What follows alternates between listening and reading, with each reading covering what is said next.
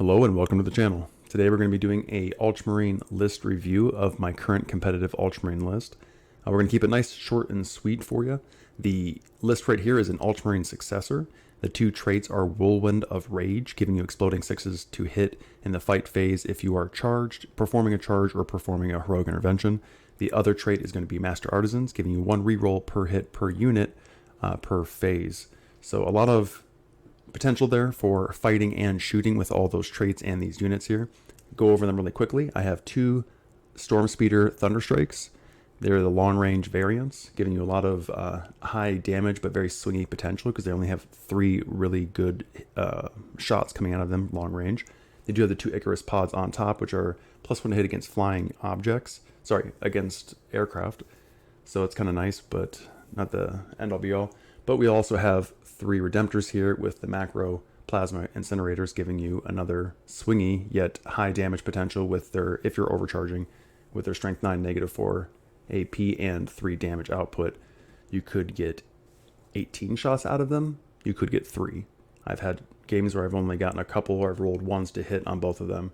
So not the most consistent, but they do perform a lot potentially for you, especially if you get the blast keyword in there. So swingy damage, swingy shots. The more consistent output we have for damage now is the fighting potential, especially with the Terminators when it comes to infantry. We have the Aggressors, which are going to be the untested unit because I haven't really had a chance to use them since the Armor of Contempt update came out. I do believe they're going to have a lot more use. The Bladeguard are always great.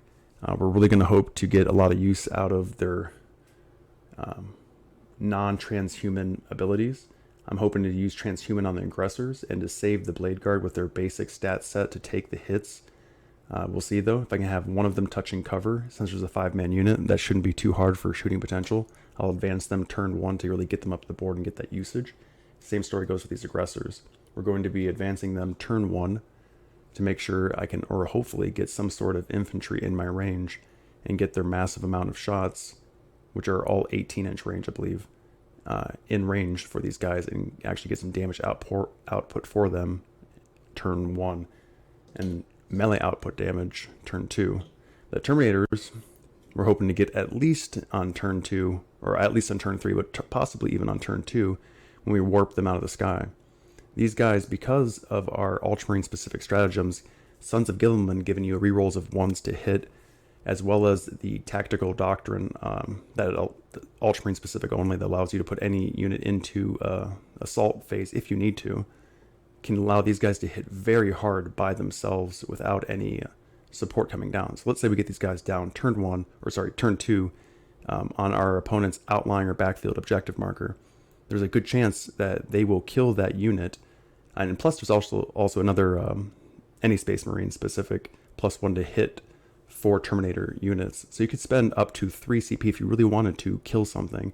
And on average, 5 units with those 3 CP spent will kill a Rhino, as well as almost any infantry unit with 2 or 3 of those models in that unit with all those upgrades. So they're really, really great if you put a lot of CP into them. And even on their own with no CP spent, just against most infantry units, you will get a lot of usage out of these Terminators, especially with Armor of Contempt. They really don't even need that Storm Shield as badly as they did before.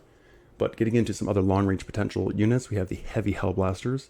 I think with the -1 damage floating out there for almost every army anymore, as well as the long-range potential needed and the high AP needed for all the anti-AP stuff and high armor stuff, the Heavy Hellblasters have been better than ever.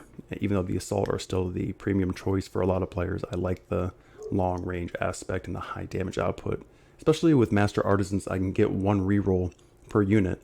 And with these 5 guys, the chances of me rolling 1 out of any time I fire them, I almost always, I've done it a bunch of times doing my own, almost always you can re-roll that 1 for Master Artisan. If you happen to get 2 1s, you can then spend your command point to save another Hellblaster. But a nice thing about this list is that every single unit can operate on its own. It doesn't need any type of support or other unit per se to support it. You could combine a couple of the units and make a nice little combo, let's say with the Captain, a Redemptor, and the Hellblasters, and have that kind of as a flanking unit going somewhere, but you don't have to. Another interesting aspect of this list is I'm always trying to be creative in who's holding objectives. The Intercessors are going to be the basic backfield main objective holders, stronger than ever, especially if you have one of them touching cover with the Armor of Contempt, essentially having a 1+ save. And if you need to, you can always transhuman them to make them even tougher. The other mixture guy, depending on what map we roll for, is going to be the Captain. At 105 points, he's the same amount of points as this Intercessor group right here. I'll give him my only upgrades for Relic and Warlord trade, giving him more defensive boosts, and make him an objective holder on its own.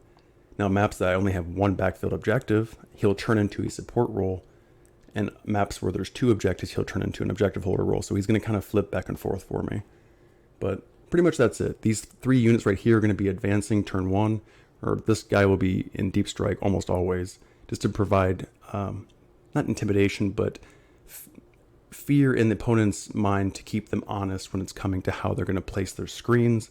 And if they have to place screens further back because of this one deep strike unit, they might provide value before they're even hitting the table, and stretching my opponent a little bit thinner than they might want to be. The speed in my list is the weakest aspect. These guys move 8 inches. Everybody else moves 5 or 6. And these guys move, I believe, 12 or 14. Either way, it's not enough. They have fly keyword, but they're so fragile that I want them like skirting on the edges of the map at all times. I may pick engage on all fronts once in a while, but I definitely sacrificed a little bit of offensive secondary picking potential by negating that potential for my opponents by not giving them so many choices to pick from.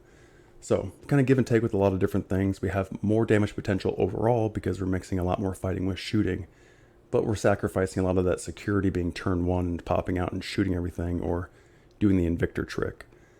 I'm excited about this list. It has 9 CP going into it, but there's a lot of things that still have to test out. Anybody has any comments, questions, or ideas they want to share, please leave in the comments. I love to talk about 40k, especially 40k Ultramarine stuff. Hope you're having a good day out there, and stay frosty.